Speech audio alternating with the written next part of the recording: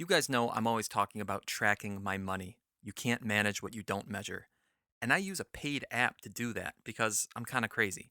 But when I talk to you guys, my readers and my listeners, you want a free solution. You want something that links to your personal accounts and tracks your net worth. You want something that has analysis tools and a personalized plan for you. And you want real wealth management advice. The free answer is personal capital. Personal capital is an awesome tool, and it is hard to believe that it's free. And the world agrees. Year after year, personal capital is recognized as a best in class budgeting and tracking tool. And that's why I feel good about being affiliated with them. So if you want to start getting your finances in order and you want to do it for free, start with personal capital. Here's how: go to the show notes, click on that link, and let them know that the best interest sent you, and start your free account today. That's Personal Capital, your all in one free personal finance tool.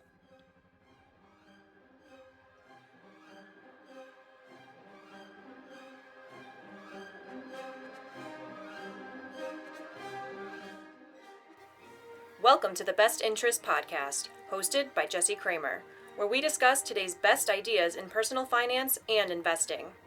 The Best Interest is a personal podcast meant for entertainment purposes only. It should not be taken as financial advice and is not prescriptive of your financial situation. Here's your host, Jesse Kramer. Hey guys, what is up? Welcome to episode 24 of the Best Interest Podcast. I am Jesse Kramer. Today's guest is an interesting guy because up until a month ago, he was a public school teacher, but he retired from that job, and in his 40s, no less, because he's found a new niche: online content creation. And the peculiar thing is, his online presence is an anonymous persona. For his own privacy's sake, he doesn't disclose his identity in public. It's pretty interesting. And now, I've had offline conversations with him. He's very real, and the material he discusses is also very real. He's not catfishing us. Trust me on that. I really enjoyed this conversation as we dipped and dived our way from public education to financial education to retiring early. We even touched on classical music and so many things in between. So I hope you all enjoy.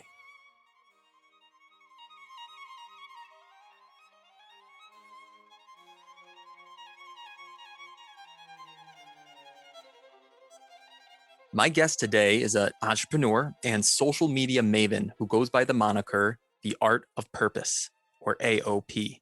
He has a one-of-a-kind social brand, combining pithy comments with images of classical art. And he's turned that brand into a small business where he guides others through the often confusing landscape of growing an online social media presence. Of course, some of those pithy comments have to deal with personal finance and investing, and we'll be sure to get into those ideas today too. So, AOP, how are you doing tonight?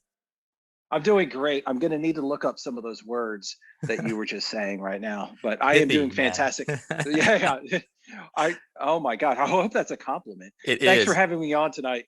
You're Thank you for having welcome. me on. You're welcome. Thank you for being here. It's a great compliment, especially when it comes to Twitter. It means, sharp, succinct, to the point, edgy, catches the audience. It's a great word that I think describes your content really well. Um, Appreciate it. I was hoping you wouldn't mind starting with giving us a little bit of your life's elevator story, or at least maybe talking about some of the recent few years of where you've been building this business, AOP, and where you came from, how you got to where you are now, and really what you see for the next few years. Well, I really haven't been building the Twitter business very long, maybe like 12, 14 months at the most. And if we go back just a little bit beforehand, I'm basically a ex fire guy who got really into the whole fire movement about 2012, and then from there deep dive into like how to invest properly, all of the the great conservative investments that the fire movement talks about and proclaims. And then I started to begin to do some side hustles where I then learned about investing. And then I had a problem of, almost like doing too well. My wife and I got really into saving and investing. And when COVID hit, it kind of was like a lot of things converging on at once, which I'm sure a lot of people had that same feeling as well. But when COVID hit, I've been a public school teacher for close to 20 years, and I just left the classroom because I started a Twitter account back in May where I started to talk about personal finance, but really I talk about whatever I want these days. And through that, it was able to generate enough income to surpass my teacher salary and even more that, so that I walked out of the classroom actually literally just a few weeks ago in June. So we're gonna come. I've got like 5 questions already lined up for you on that. That's it. All right. So you started Yeah, the Twitter account. You said back in May, but that's May 2020, right? So that's where that 14-month timeline comes in. pretty much. Is I've that been at right? this for 14 months. That's correct. Gotcha. Yeah. Okay. Um, so you started as a fire guy. So for those who don't know, I assume you mean financial independence, early retirement. Is that correct? Retire early. Yes. Retire So early. yeah, the fire movement, and this is how I got started. This is like Mr. Money Mustache and all of those guys. One day I was just browsing the web and I came across a few of these financial bloggers back in 2012. And I started learning about, because I started to get into, I had a net worth of zero. All right. And I woke up one day and was literally like, I am tired of being broke. I want to start beginning some journey towards something. I want to start building and investing. So I came across Mr. Money Mustache and those fire guys, and sat down one weekend and completely educated myself on how uh, how index funds work, how ETFs work, how mutual funds work, and 401ks, all of those things. And it was kind of like an eye-opening thing to me because I came from a background of this very blue collar, didn't really care about any of those things, didn't really care about stocks or investments, and sat down one week and just completely deep dived, researched everything about it, and started my journey. Really, that next Monday that came up, I opened up a Vanguard account and started to begin to take money and begin to save it for the future. And those were good times. Like, those investments did very well. I mean, you can see how the stock market's done in the past 8, 9 years, Right. obviously. And it became a little bit of a game for me. Me and my wife just got so into it. It's like, well, if we cut our expenses down, and since we're both teachers, we had options to invest in our 403b and 457 at the same time, right? Little known fact is that Hmm. you actually get double the limits when you're a government employee. So we were basically legally paying 0% in taxes for years while building our accounts. And I know some people might be like, whoa, that's pretty terrible. But, you know, if you and your wife are both teachers, you have 403b, 457 and IRA options, you can pretty much get, $75,000 a year sheltered away tax free, because you're basically, you're kind of finagling the money to make it look like your gross income is a lot lower, and that's what we did. Right. Right. And there's nothing. I mean, the tax law is written for people to do that. There's nothing wrong with doing that. Um, you guys will end up paying some taxes on that when you're 59 and a half or older and you end up withdrawing that money, right? You get your, Right? Yeah, but it's, well, not really, because a 457, since I mhm. just left my job, you can withdraw that penalty free at any age. Okay, so that's a little known fact. There's 457s. There's no penalties on 457s. Now, yes, you do have to pay taxes, but Right. you're in control with the amount of money that it's a lot to, if you need a certain amount, you can withdraw, and you can keep yourself in a certain bracket if you'd like, Yeah, that makes by sense. cutting That makes sense. expenses, right? Yep. Yeah. Yep. Exactly. Exactly. And so it's parallel in some ways to maybe the 401ks or the IRAs that some of the listeners might be more familiar with if they aren't public employees, where A 403b is a 401k, pretty much. Okay. exactly, A exactly. 457 is another type of fund that allows you to withdraw when you leave your job. You don't have to wait until you're 59 and a half. And only certain government employees have access to these 457s. And if you have a job that has a 457, it's from right then and there, it's one of the best benefits that you can have, Hmm. Hmm. especially if you ever want to leave and become an entrepreneur in the future. Right. That's very nice. That's very nice. It's your Now, emergency fund, really. Yeah. Yeah, that's amazing. Can I ask you though, if you left teaching now, you retired just now in June. Mhm. My assumption is, and correct me if I'm wrong, that you probably aren't at full pension. But I'm just wondering, does your state No. where you are teaching, do they offer pensions, and how far along in that pension are you, and what exactly are you giving up by retiring early from your teaching job? Okay, this is a great question because I get a lot of hate on the timeline because I'm a former teacher. They must think I'm like out there indoctrinating. I'm not like that anyway. So, as far as the pension goes, I can get my pension, but I must wait until I'm 65. Okay. These are the rules for when I signed up. It changed, like, depends on when you became a teacher. But Gotcha. when I'm 65, I can get my pension. Now, check this out. Texas, I cannot get any money from Social Security if I get my pension now. Okay. So Huh. there's a weird rule in Texas. Like, Texas teachers don't pay into Social Security. It's a little known fact. All right. Ah, So okay. Okay. if you collect your pension, you can't get Social Security. So what probably is going to happen for me is I'm going to take the money from my pension and roll it into my 403b and just let it hang out and do its thing, and then be able to collect Social Security later on in life. I'm going to be at the stage where I hopefully don't even really care about Social Security anyway. So um, I'm not saying that like in a bragging way. I'm just saying, like, Social Security is for emergencies, really, in my Yeah. opinion. Yeah, agreed. And my personal retirement planning stance, and I'm only 31. I've got a lot of years ahead of me, and maybe I'm a young buck, and I'm taking certain things for granted. But I'm not counting on Social Security in my plans. I do think it will be there. I think some Yeah. people right now might be predicting that Social Security is going to dry up by the time we're retired. I don't think our legislators can afford to make that happen. I think Social Security will still be around. It'll just be in a slightly different form than it is right now. And that said, I'm going to, what do they say? Uh, Hope for the best, plan for the worst.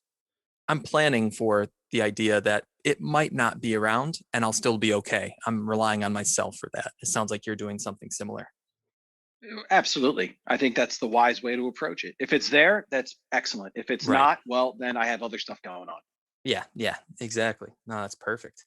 AOP, I know some people right now, they're probably screaming into the speakers, wondering why I haven't asked this earlier. Because you were a teacher, you've been a teacher for 20 years, you start a Twitter account last May of 2020, and in the next 14 months, you grow a Twitter account.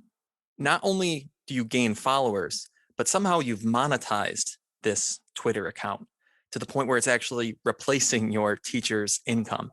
So can you talk Yeah. us through a little bit about what exactly maybe the business model is and where the income is coming from and how that all works? All right. So a lot of people don't realize there are many different ways to make money, on Twitter itself. And Twitter is, I guess, what we're talking about right now specifically. So let me hone in on some of the ways that you can make money from a Twitter account. One is you could sell services while you're online. So maybe you can help write emails, email workflows. Maybe you write landing page, maybe you create landing pages, maybe you create websites for other entrepreneurs, maybe you create Twitter banners. You provide services in some way. Okay, you have some kind of offer, you sell it. It's a nice little side hustle that you can do if you're just starting and you wanted to get things going. The other way that you could do it is by actually selling courses. So maybe if you have some kind of financial background, maybe you can write a guide to budgeting. You can sell it online, maybe sell it for 5, $10. Or Millennial Money Woman just came out with a book, right? Which is phenomenal. And I believe it's something like $20. You can sell those. It's another stream of income that's coming in. I sold the course Create 24/7, which sold over 1,000 copies and has done very well. It's one of the top courses on Gumroad. And so you can sell a course. The other way that you can use Twitter is a way is kind of like a funnel. It's going to drive traffic to another website. So let's say that you're a blogger, right? You can use Twitter as a way to bring awareness to your websites. And then when they come to your website, you're going to collect ad revenue, you're going to sell affiliate products, products that you love, and you're going to use your Twitter account to help bring traffic as your blogger, podcast, whatever, kind of like the way that you do it, right? And then another way that you can do it is You can sell consulting services. I know a few guys on Twitter who are very financially savvy that put together offers where, they help people take control of their finances. They consult, or they're mindset people and they help coaching with mindset or dating or whatever. So it's not what I do, but you can put together offers and be a consultant. Or five, another way of doing it is through actual promotion of the web of your Twitter account itself by helping other people build and help them grow their accounts. You have clients that are like, hey, I want to do this itself. So you're helping them grow. You can promote other accounts or even advertisements kind of like on your Twitter page. There's actual websites that are out there that will help you, like if you have a big enough account, it's kind of like an agency, I guess, that will help you find and get other, and you can monetize your account by helping promote products or uh, other accounts that grow themselves. Right, right. So if I combine kind of all those points you just made, my inclination, and at least the way I thought about Twitter, say a year ago, a year and a half ago, I thought Twitter was a collection of celebrities and athletes and musicians and a bunch of normal people.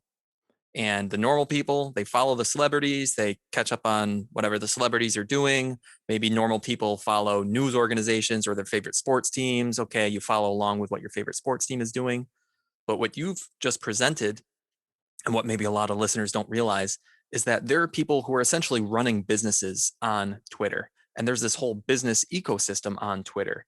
So some people, they want to make their Twitter account bigger for the sake of their business. How do they make Yes. their Twitter account bigger? Well, they might come to you, Art of Purpose, because you've got a course, you've got a book on how to make your Twitter account bigger, how to write tweets, how to engage with people, those kind of things. It's a whole business ecosystem out there. Yes, we help bring awareness to what the potential and the possibilities are on Twitter.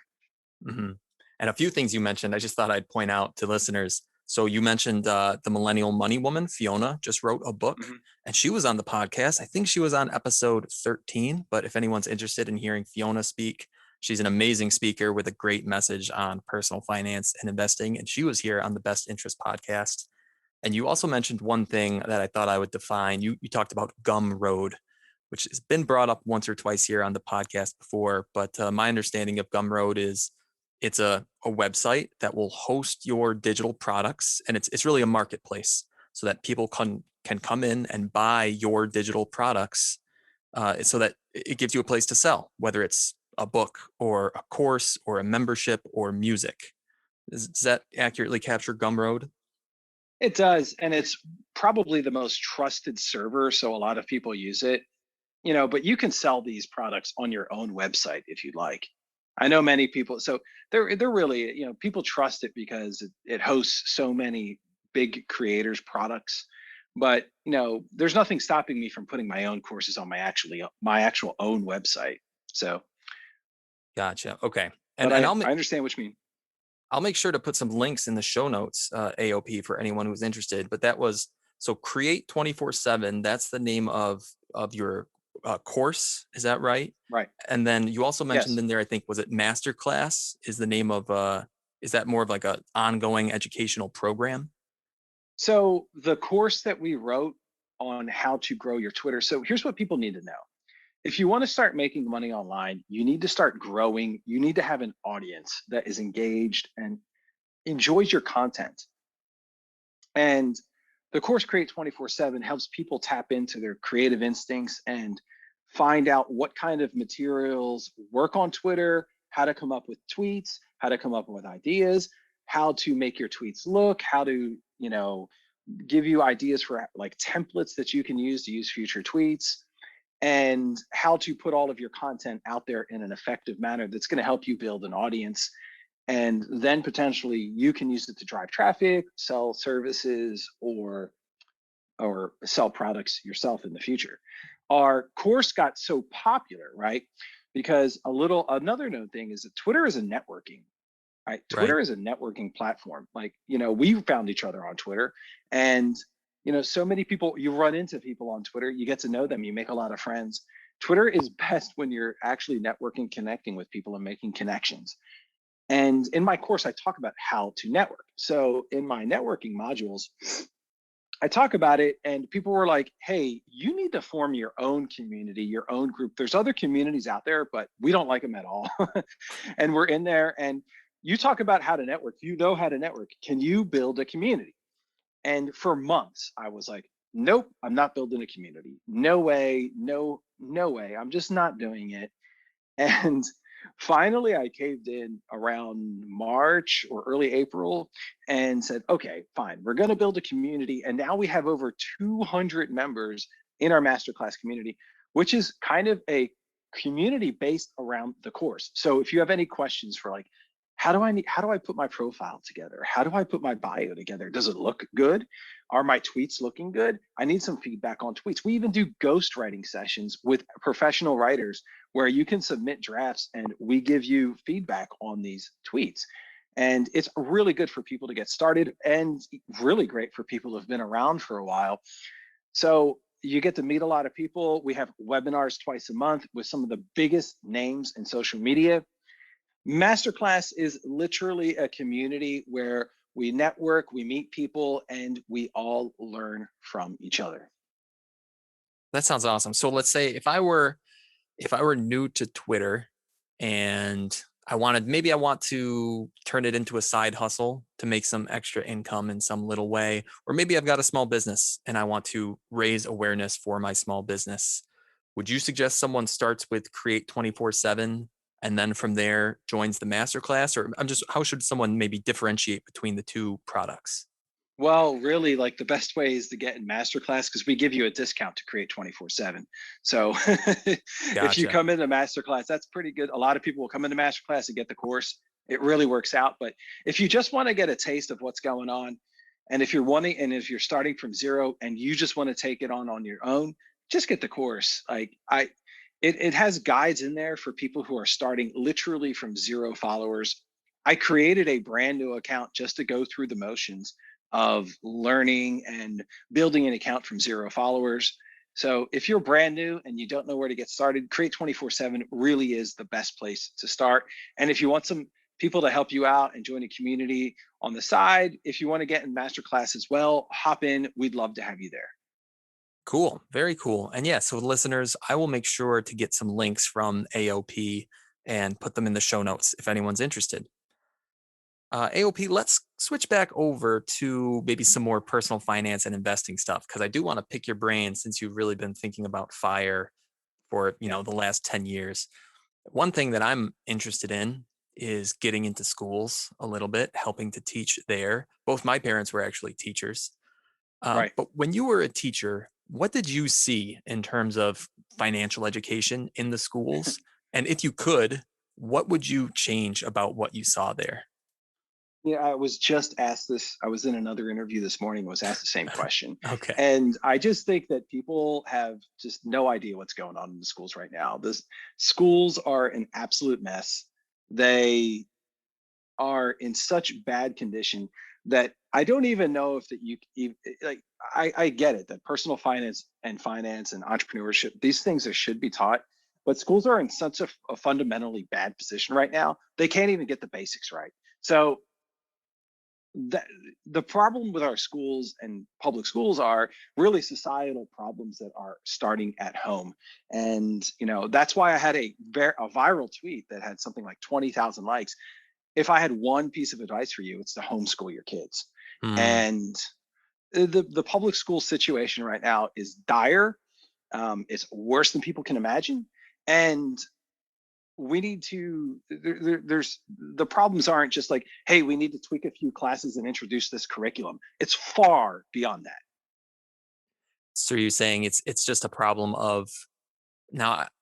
I don't want people to take this the wrong way and say that I'm pointing the finger at 13-year-olds. That's not my intention here. No, But no, is in it fact, it's just it's the it's opposite. it's probably is it at the parents to somewhat pointing at them Well, or it's just just it's a societal problem. societal problem?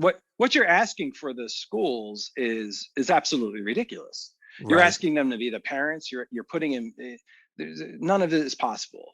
And the people that are coming in, they're coming from broken families. It's quite sad what's going on in our schools right now. And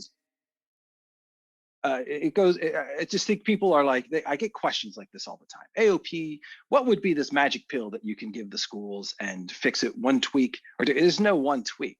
The problems with our schools come from a problem in our society. The schools are messed up because our society's messed up. Might not be the right question for this podcast, but Yeah. okay, let's say, I mean, I'm sorry I'm going there, no, but you asked no, me. no, no, no. This is great. I gave you the real answer. This is where the Yeah. gravy's gonna be, man. Yeah. Okay, so I mean, Are these pithy comments? Is that what you were talking yeah, or what? they are. They really are. Very Um, good. so what? How could we change society? Are we talking? Is it a matter of I don't. teaching people? Is it personal responsibility? Is it Yes, is it it is personal responsibility. Yeah. is that kind of what it comes Yeah. down to? The ability to our kids having trouble sitting through a 45-minute class because they're staring at their phones? Are Yeah. they talking back to teachers and telling them to go screw themselves? Well, I don't really blame the kids, right? Right. So the Understood. problem, Understood. yeah. So the problem is the fundamental lack of responsibility taken by the adults in the society. Yeah. And I talk about a lot about that on my personal timeline. I don't know what your audience, how they think. I don't really know. Hmm. But I talk a lot about taking your personal responsibility. If you don't take the first step of taking personal responsibility, you're never going to make it. Okay. You're not going to make it. All right. If you don't feel like you have complete control of your destiny and your future, and then you can make a difference with your personal finances, you've basically given up on life in a way. And I think you have just a large percentage of adults that think like that. Like, I can't turn my finances around. I can't do this. I don't have control over my, life or how I feel or any of these things.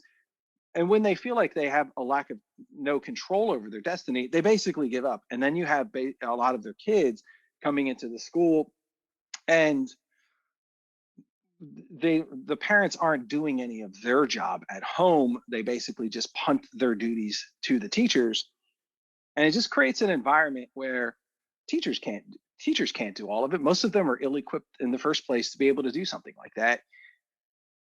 Our society has, as far as public schools go, if we start to fix the problems at home and societal problems, I think then we'll see better schools, right?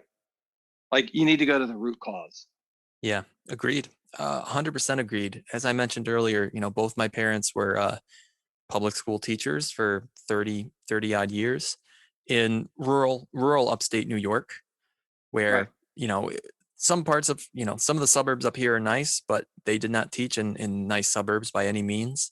And I think they mentioned to me a couple times that over the course of their careers, they saw a shift. And you can call them boomers. You can say that, every person as they get older harkens for the good old days. But if I, throw away those comments, they saw a shift amongst basically the way that the kids were being raised and how prepared the kids came into their classroom, and how, there was a time when if you told a parent Johnny's not doing his homework, you could tell that the parent was going to go home and punish Johnny. And by the end of their careers, there were times when they said Johnny's not doing their homework. And the parent would look at my parents, the teachers, and say, well, what are you going to do about that? My parents are saying, Right. There's no there's no right. Who's accountability. accountable? Right. Right. Right. And at the same time, it's just, and I wrote a long thread on this about what's going on in the public schools. It's just basically it's like it's a giant pass the buck. It's like, let's just graduate the kid to the next level so that we don't have to, so that we can just get them out of our hair. There's no education and learning is not anywhere in the mix for what the point of going to, it's basically a giant babysitting center right now. So, I almost feel like I teach more on my timeline than I actually did as a public school educator. Hmm. Do you think, so outside of homeschooling, I mean, were there schools? It sounds like you were a public school, right? Public school, right? Not private school. You Yes. taught at a public school. I mean, were there any other, whether it was private schools, or I'm thinking of like Montessori schools? I mean, were there any Yeah. solutions out there that you saw that seemed better than at least the school that you taught at? I was brought up in private schools my life. Okay. Okay. So I went to private school, and I think private schools are a good option. I don't think they're bad. You may have a good public school. Like you may live in a community where the public schools are very good. I don't think most people do, Mhm. but you may live in one where the public schools are good. By all means, if you know what's going on in your schools and you know what your children are being taught, then and you feel comfortable with it, you're probably making the right decision. But for most people, I think homeschooling is the best option. Um, Homeschooling, private school, or I think it's worth moving. I think it's worth moving to a decent area just to have access to schools that are good. Yeah. So I mean, at least around where I live here in Rochester, New York now, it is a big pull. By it, I mean school districts, the quality of school districts. Everybody locally knows which schools are good, which schools are okay, and which schools are yeah, bad. And when looking for real estate and when looking at the real estate market, you can tell which school districts are best simply because that's where the houses are most expensive, because those are the ones in highest demand. So parents around here know at least, and I'm sure that's true of many other places where our listeners are.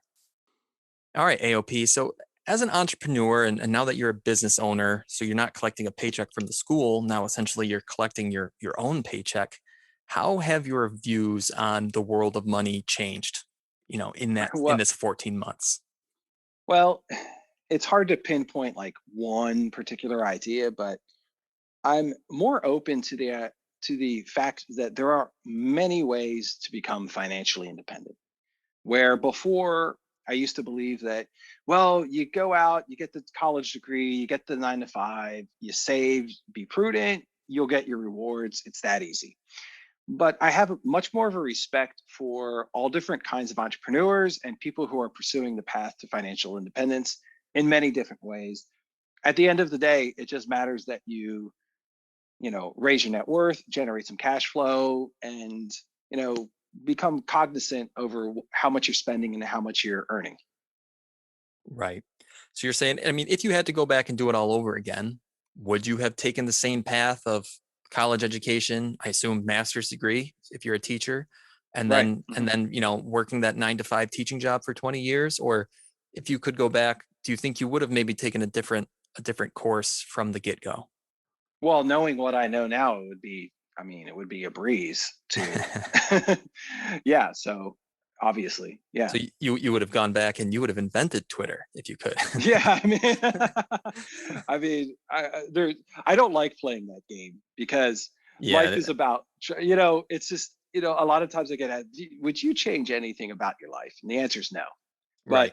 I mean, it's all about, because the whole question itself is kind of, it's flawed. It's like, what is really cool is getting the bumps and bruises, getting the scrapes, and learning on your own. Right. Sometimes you need to go through it, and going through the journey of building wealth and building a business. I look back at it and go like, wow, we did some like really cool things. We met some really cool people along the way. And then it was just a good journey, as opposed to just like sitting there and wasting years of our life. We actually invested in our future and bet on ourselves. And it's just something that you have to do and experience, and you have to take action. And there's no other, so yeah, I mean, I guess I could have done it a lot quicker, but I mean, I basically retired at age 40. So I mean, I guess people have done it sooner than myself. So Yeah. hats off to them. Still, that sounds pretty good to me. Yeah, And I think you remind me of something. It's cited a lot in either happiness research or it might be some of the behavioral economics guys. But they cite this study where they asked a bunch of people to basically, tell us about your path in life and tell us about all your problems. And then we're going to go around the room and we're going to talk about everybody else's path in life and all of their problems. And then we're going to ask you at the end, would you want to trade your path and your problems with anybody else in the room? And more often than not, we want to take our own problems back, if that makes sense. yeah, We don't want to trade our own problems because it's the kind of thing it was experiences for us. It's problems that maybe we were used to or we grew from or we know how to handle. And, just because you could go back in time and invent Twitter doesn't mean that you wouldn't have had other hardships in life to get to this point. So that's very understandable. I wouldn't trade a thing. So So now do you see, I mean, I assume you're probably getting a little more money from the side hustle, or at least you're projecting to get more money now from the art of purpose business than you did as a teacher. Have your spending habits changed? Do you find yourself more willing to Yeah. reinvest things into the business? Anything like that? I think that how my savings rate is like off of the chart. One of the cool things about working a 9 to 5 and having a side business that takes up a lot of your time is that you won't have time to spend any money. You'll just be like, it's like one of the best buy and hold strategies ever, Yeah. right? So is be so busy that you have to think like, oh, should I sell or should I spend this? Has my spending habits changed? Yes, I do.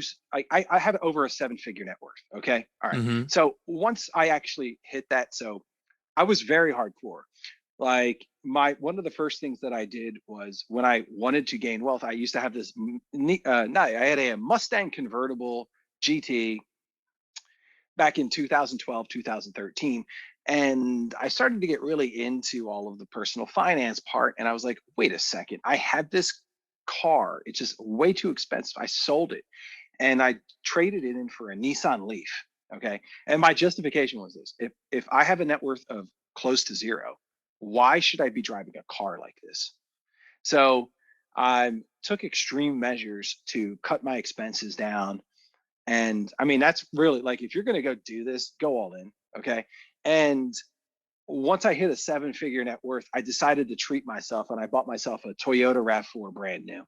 So, I guess I do spend more money now.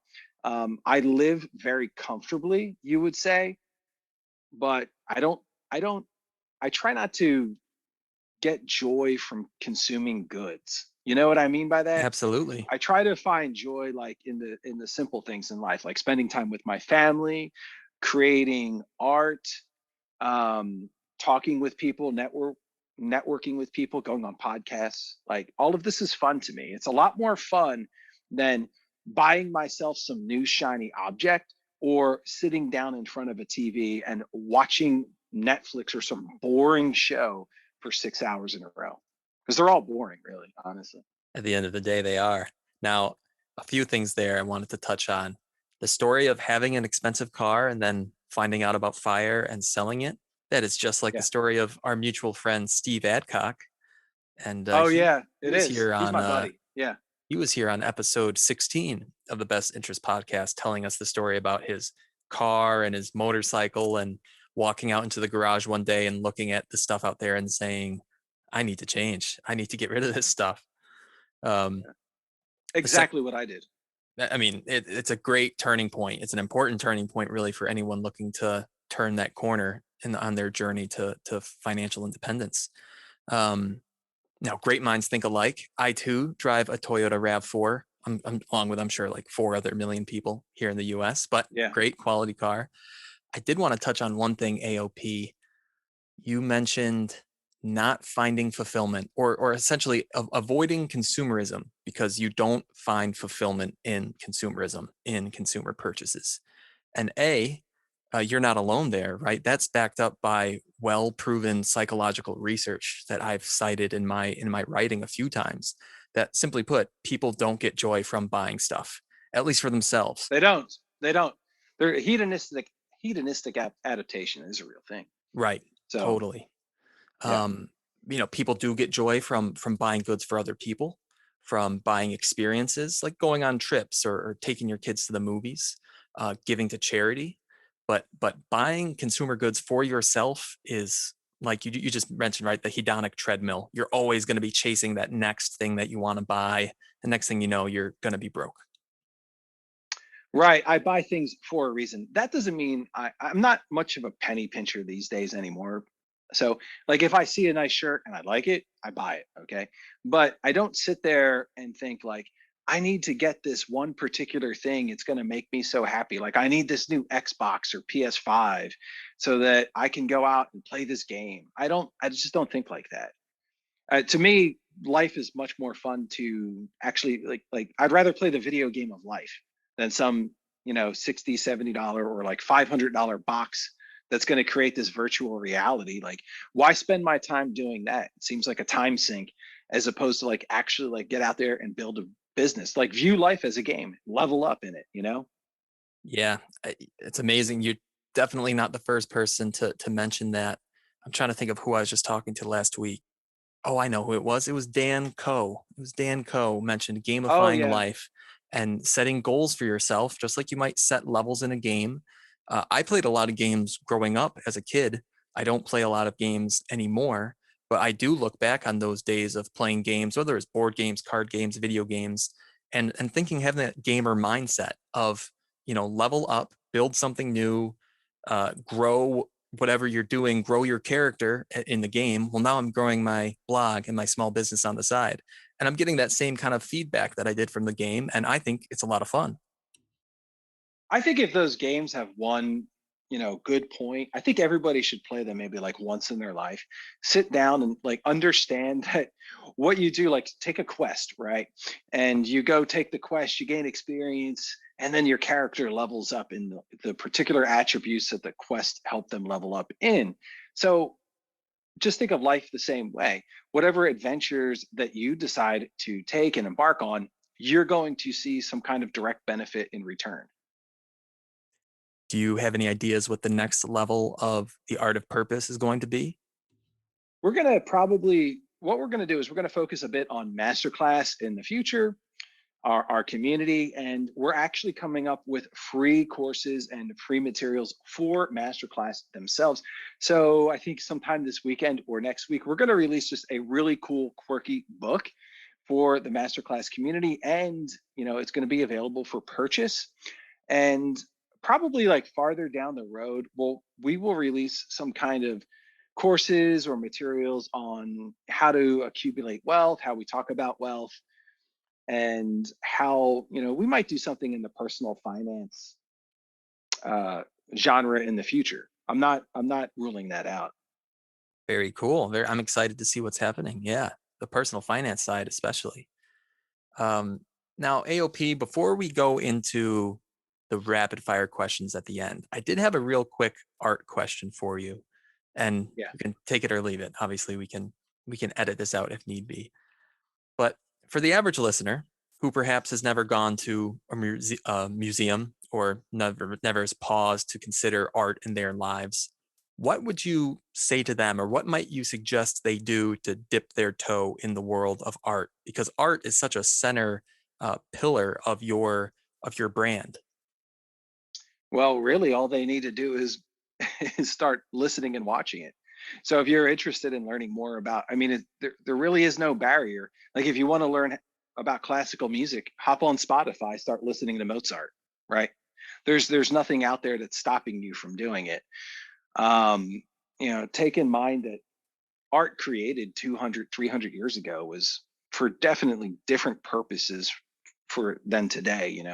Stuff that you hear on the radio. I don't listen to music with words. Okay. That's just a Gotcha. personal thing that I don't do. It's just programming to me.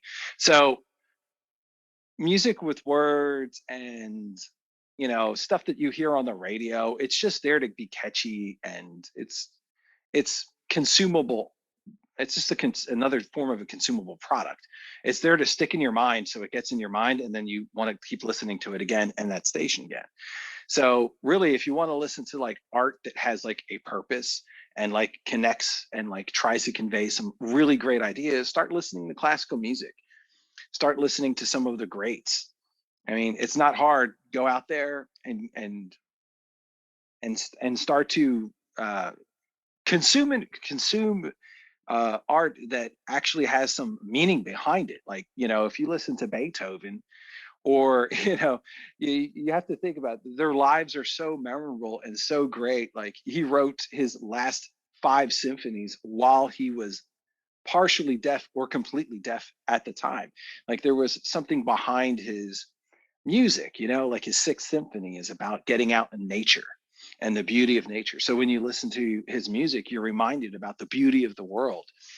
And that's not something you're going to get when you turn on your typical radio station or listen to like the music that's promoted on Spotify. The classical music or fine art is going to give you more of an appreciation for the world around you. So you're missing out if you if you decide not to listen to it. It gives you, it's a window into somebody else's mind. Do you have a favorite window to look into? And by that, I mean a favorite composer? Mostly I listen to Bach and Beethoven and Shostakovich. Cool. Now, Also Rachmaninoff as well.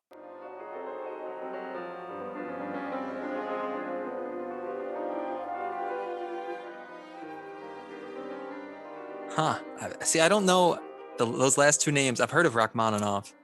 The third name you mentioned, I've not heard of him before. But Shostakovich, yeah. Shostakovich, I'll have to Google that.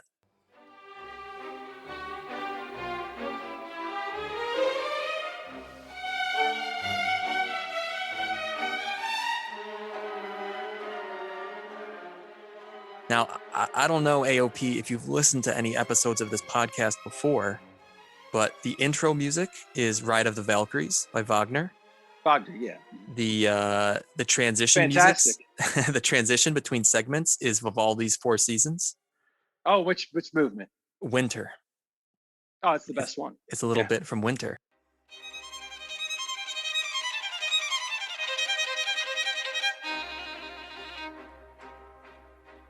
And then towards I the love it. There you go. You're educating your audience. Highly recommend, when we're done with this, go listen to the entire Four Seasons. It is fantastic. I will second that. I mean, for me, it's terrific study music, and it's just good music to get my brain in that right space. Have you had Joey the Cypreneur on? Have you had Joey on? I have not had Joey on, no. Okay, so me and him, we did this discussion in masterclass. We just did this about how music with lyrics is very distracting as well. And you were just mentioning that with Vivaldi, that music, if you're going to listen, trying to get work done, listen to classical music, something that is not obtrusive. It's going to help you keep momentum, keep you focused, especially if you're in a room with a lot of noise. Highly recommend listening to classical music while you're trying to get stuff done. It will help you be more productive. Second that. I second that. But listen to AOP because he knows a lot more about it than I do. But I do love some classical music. That's awesome. That is awesome. All right. Let's go into the rapid fire questions then. What was the last material object or personal luxury that you spent $100 or more on, AOP? And a potential bonus question, I know art can be expensive. And so do you happen to own any nice art? And what might that piece actually look like? That's a good question. I just own musical. I'm not an artist, right? So, Yep. right, I own musical instruments that are worth a lot more than $100. So I'm a musician. Cool. So my wife is an artist, right? So I most of our house has her art inside of it. So I don't spend money on art. It would be nice to be like at some point where I can spend, a good amount of money on, some fine art. I do have favorite artists, but no, I do not have art in my house. So what did I last spend $100 plus on? I recently purchased a MacBook Pro M1 chip. Fantastic purchase, by the way. That is exactly what I'm talking to you with right now, is through my M1 MacBook Pro. I love it. Best computer I've ever owned by far. Yes, fantastic. I'm Uh, looking forward for them to come out with a new larger version iMac, which will be fantastic. Gotcha. Out of curiosity, what's your preferred musical instrument? I would say my preferred musical instrument, I like them all. Really, I love the cello. Like if I had to listen to somebody play an instrument, I would pick the cello. Awesome. Would it be Yo-Yo Ma, or do you have another favorite cellist? It could be Yo-Yo Ma, it could be anyone, really. I love the cello. It's got that warm sound to it. It's just like literally the perfect instrument. The other instrument that I love is the bassoon. It's got like this quirky, absolute, just beautiful, unique sound. It sounds like it's something from like 300 years ago. Huh. I'll have to Google a bassoon. I'm not sure I can picture the way it sounds. I know it's a reed instrument, right? Like a giant That's clarinet. correct. Yeah. Yeah, very large. It's like a giant oboe, really, actually. Okay. Okay. Cool. Next, let's go to the next question. What's a good habit that you're trying to form, or potentially a bad habit that you are trying to break? A good habit that I'm trying to form. Well, I guess a good habit that I'm trying to form is when you're an entrepreneur, you need to be very consistent and disciplined throughout your day to to just knock a lot of stuff out. So, wake up in the morning, write a to-do list, go right through it, knock out everything, be very disciplined with how I work with my time. So I think I need to be a little bit more organized overall. That's a great one. What's your favorite financial tool or app or service and why? I think that the app that everybody should have on their phone is the mint.com app. Fantastic app that will track your net worth. Wonderful. I think that wealth is defined from a net worth perspective overall. And if you're getting going to get serious about building a net worth, you need to track it. Like if you're going to get serious about losing weight or tracking or wanting to get more fit, you need to weigh yourself every day. So if you're going to get serious about building a net worth, you need to download an app and keep track of it and try to get those numbers moving in the right direction. Excellent. I definitely support budgeting apps. That's a great answer. Oh, it's not a budgeting app, it's a net worth tracking app.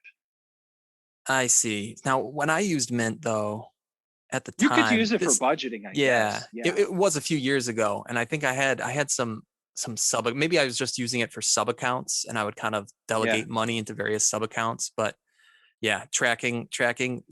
My favorite saying here is, "You can't manage what you don't measure." And right, so Correct. measuring your net worth, just like you said, or just like measuring your weight every single day, that's how you're going to start managing it and improving it. And last one, AOP. If you had a billboard and you could put on any message to share with the world, what would you say? All right. So if I were to have something on a billboard, I would have always be improving, always be looking to improve every single day. Wake up, crush your day, go at it, and always help other people as well improve. So if you see somebody who's like working out at the gym, give them a a good vibe, give good vibes. I'm really big into people trying to help themselves and improve their lives. Always be improving. AOP, I can't thank you enough for coming on and sharing your thoughts with us here on the Best Interest Podcast. I appreciate it, man. Thank you so much for having me on. And if you want to check out Create 24/7, please click the links, send me an email, or find me on Twitter at Creation 24/7. I'll be more than happy to answer any of your questions that you have about Create 24/7 or Masterclass. Again, Jesse, thanks for having me on today. Absolutely. And everybody, all those links will be in the show notes. Go check out AOP. Thanks, man. Talk to you soon. I appreciate it, man.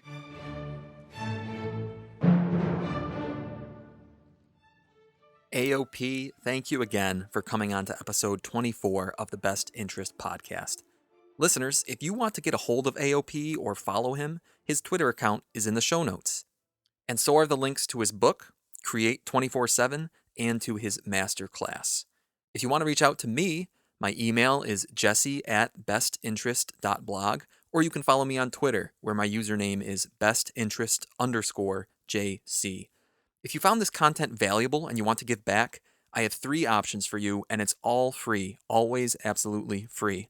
Option 1, subscribe to the Best Interest Podcast from the app you're listening to right now. Option 2, leave a rating of the Best Interest Podcast, or Option 3, leave a review. Tell me what you think. For example, BH said, Jesse has a way with words. He brings complex ideas to life in an interesting way for someone like me who usually falls asleep at the first mention of finance. He balances beginner topics with more specific niche ones we should probably all be aware of. I'm a big fan. Thank you, BH. I appreciate those kind words because we can continue to invest in one another. Just like Ben Franklin said, an investment in knowledge pays the best interest. Sharing with others, that's investing in their knowledge. So thank you all for listening to episode 24 of the Best Interest Podcast.